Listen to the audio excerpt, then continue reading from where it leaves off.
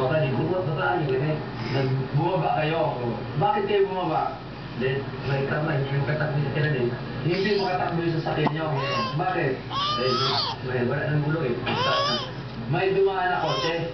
O, hinarang nyo. Anong kotse yun? Itim. Tapos, Dahil yung paa mo, hindi makita si Dian. sino na pasayo ng kotse? Tatlo.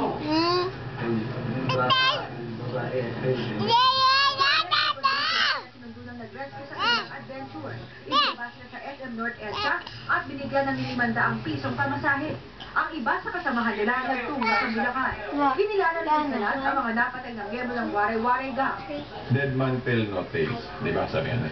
Now, itong mga taong namatay na ito ay siyang kasama nitong mga nahuli namin na buhay. Kaya siyang nagpapatunay din, itong si Malvis at saka si alias Bokbok na ito yung mga grupo ng